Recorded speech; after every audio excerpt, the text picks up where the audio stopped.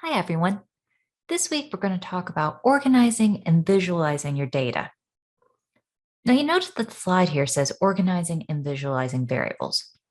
What a variable means here is just simply a category of your data. Very often, you're going to find that a single row or column of data can represent a variable, such as age. Last week, we looked at an example of a perceived immediacy measure from social sciences. In that instance, there were 9 different items that made up the measure. That meant that that variable actually had 9 items. A lot of business data isn't that complicated, but when we're talking about variables here, we're talking about the final outputs, something that you can actually analyze. So if we were going to analyze that data from last week, we would have one composite score of perceived immediacy for each person. But again, we'll look more at that later. Business analysts often use the acronym DCOVA to talk about the process of discovering and exploring data. D stands for define. Before you start any study, you need to define exactly what it is you want to measure, and that's going to be important for planning out your data collection. The C then stands for collecting the data. After you know exactly what you want to collect, you want to find the most valid and reliable sources of collecting that data. Valid means that your assessment, whatever it is, actually assessed what it was supposed to assess. For example, with that perceived immediacy measure, did those 9 items work together and actually measure perceived immediacy, or did it measure something else? Or, in terms of reliability, did it actually measure perceived immediacy, but it didn't measure it well? After your data comes in, you want to organize it. And the organization of data is often where the data cleaning comes in. You want to make sure that everything looks good and is sorted in such a way that you know how to make sense of it. Fourth, often we will visualize data before we start on any of our statistical analyses. That way we get a sense of what's happening. And as you'll see later, we'll know whether or not there are any problems that prevent us from actually running the analyses we wish to. And finally, the A, the last step, is to analyze that data. Two common ways of organizing categorical data is to put them into summary or contingency tables. A summary table simply summarizes how many you have in each category of a variable. For example, if we looked at the data set from last week and looked at a summary table of gender, we see that we had 43.4% males, 55.8% females, and 0.8% of participants identified with a third gender option. A contingency table combines categorical data so that you know in each of the cells in the center of a contingency table how many of variable 1 you had contingent upon their placement in variable 2. For example,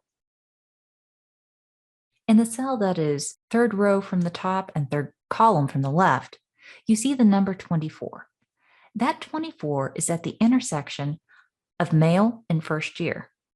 That means that in that data collection, there were 24 first-year students who identified as male.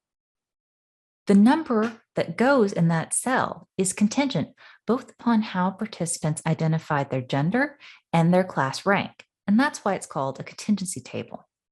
In some textbooks, you might also call contingency tables called crosstab tables or cross tabulations. Instead of looking just at summaries of data, we are often really interested in looking at raw data. If you spend much time working in data sciences or business analytics, you're going to see the term array a lot. Array simply means a column of numbers. So in SPSS or Excel, if you have a column of data that is numeric, you have an array. An ordered array is a column of numbers that have been put in a particular order. Think back to last week when we sorted the age of our participants from lowest to highest so that we could find those problematic numbers. We made an ordered array. Another common way to organize data is to create a frequency distribution. Again, this just means making an ordered array, but often you then take that frequency distribution so that you can break it up into 5 to 15 classes. And classes just mean categories. It might be useful for us to look at that age data broken into categories such as 18 to 24, 25 to 35, 36 to 45, and so forth, so that we can look at how the distribution breaks down across those ranges of age. We also like to look at frequency distributions relative to our categorical data too. There's a bit of terminology that you should know here. When you look at a frequency distribution based on categorical data, you have a relative frequency and then a cumulative frequency or a cumulative distribution. Under relative frequency, you see the percentage out of the whole. This could also be the number of individuals out of the whole. The relative frequency indicates for us how much each category represents out of the total 100%. The cumulative distribution, however, tells us that looking at the organization of our table, going from top to bottom, we will know when we reach 100% of all participants being represented.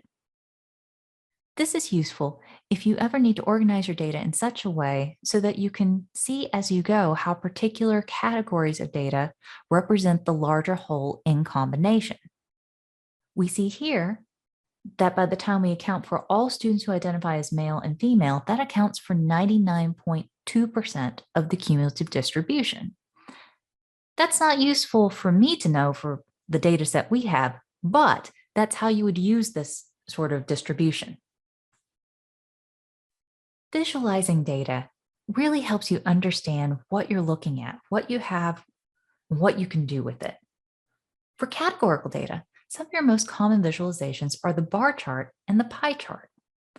Bar charts simply tell you how many of each variable belong into each category, whereas pie charts tell you out of 100% of all members of the sample, what percentage do each variable represent.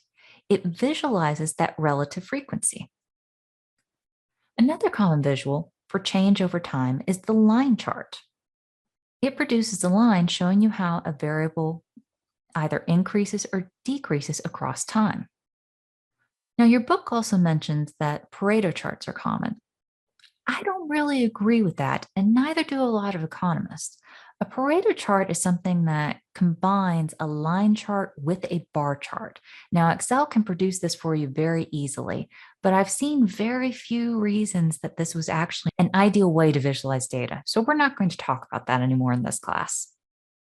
Another option is a stem and leaf plot.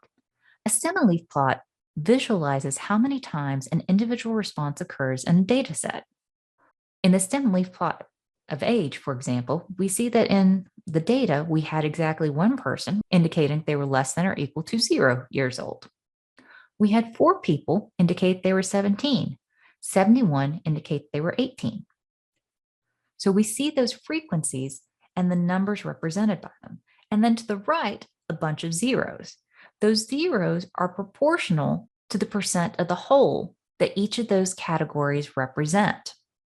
Now, I want you to take just a second and tilt your head to the right and try to keep in mind the proportions of those rows. Can you see them again? Can you see how that pattern matches? This visualization is called a histogram, and it is a way to, again, represent the frequency of occurrences within your data by plotting them in bins of equidistance. Here, the bins represent ranges of 2. So our first bin is 0 to 2, and then 2 to 4, 4 to 6, and so forth. The big difference between a bar chart and a histogram is that histograms represent continuous data, and they don't have any spaces in between the bars. Perhaps my favorite visualization, or the one I find to be most useful, is the scatter plot. Scatter plots represent 2 continuous variables and how they intersect. In the last chapter, we saw that the perceived immediacy variable was created by collapsing 9 items to take an average, and that the higher the number, the further away students felt like their professor was.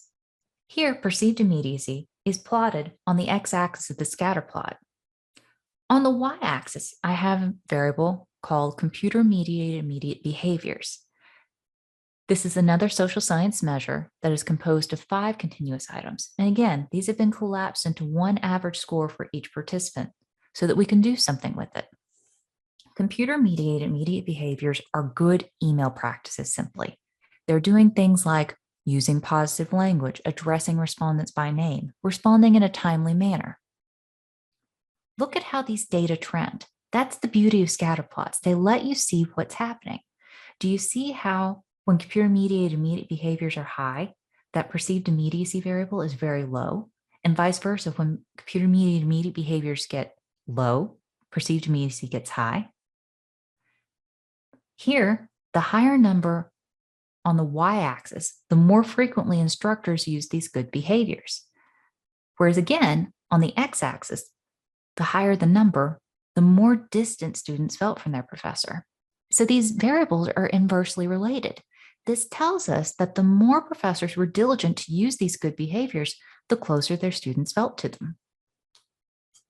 Other common data visualizations in business include a colored scatter plot. A colored scatter plot is a normal scatter plot, except you add a categorical variable to assign a color. For example, here, if I had assigned a different colored dot based on whether my respondent was a male or a female or identified with third gender, that would be a colored scatter plot.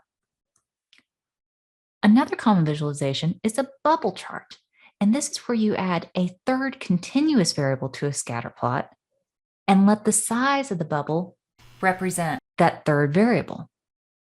Perhaps here I could add how humorous students viewed the instructor to be, and the larger the dot, the more humorous that professor was perceived to be by their students. Finally, you often see a pivot chart in a lot of business reports, and that's simply a chart that is produced directly from a pivot table. Now, how do you do these things in Excel? It's actually pretty simple, and it comes with the most basic of Excel tool packs. The first thing you need to do is highlight the data you want to plot. Then you'll go to Insert, and here are your chart types. Now, because this is categorical data, I know that most likely what I want to use is a bar column chart. And the difference between a bar chart and a column chart is simply whether the columns are printed vertically or horizontally. Or do I want a pie chart to represent percentages? If I don't know, I can always go to recommended charts and it will tell me what it thinks the best chart is. Here, it definitely thinks that a bar chart would be best. See how it's plotted the frequencies and color-coded by gender?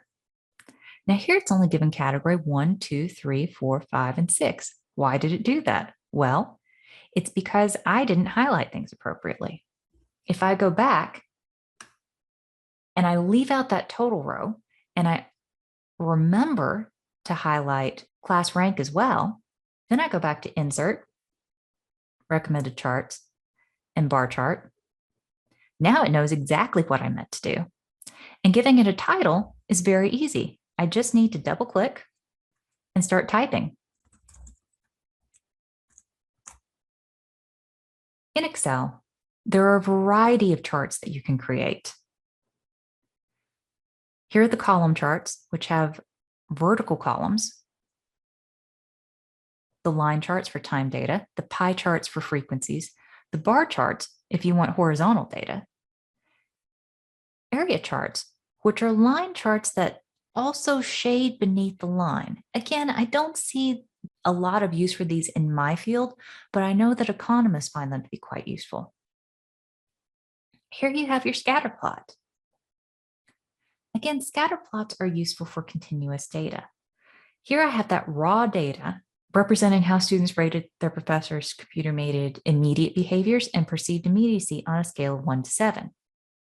If I hit Control A to select all of this data and go to recommended charts, scatter plot is the first thing it recommends. Now you'll notice here that it recommends a lot of other charts. For example, down here, it's giving an option for a combo chart, a Pareto chart. Just because it'll let you do it doesn't mean it's useful. But this scatter plot, it's definitely useful. And again, we see the same trend. Excel has a lot of cool features when it comes to actually building visualizations. Sparklines, for example, if you have a need to make a quick, tiny visualization in a single cell, will let you do just that. If I click on this sparkline option, it asks what the data range is. Now, this isn't time data, so this isn't a useful sparkline, but there's what happens if I do it. It will even let me put little markers on it. See, I want to give red markers here for every time the direction changes. I could also have it mark high points, low points, negative points. I can change it over to columns. There are a lot of neat things there. In addition to sparklines, you also have the option to put slicers into your data. Slicers, again, are not something that I ever have a lot of need for, but they allow you to create filter-like categorical buttons to help you look at different options in your data. So Excel is a really powerful tool for building lots of data visualizations. And personally, when it comes to building data visualizations myself, I much prefer to use Tableau or R. But for doing the basics and for getting through most of your classes, Excel has all of the tools you're going to need. Let me know if you have any questions.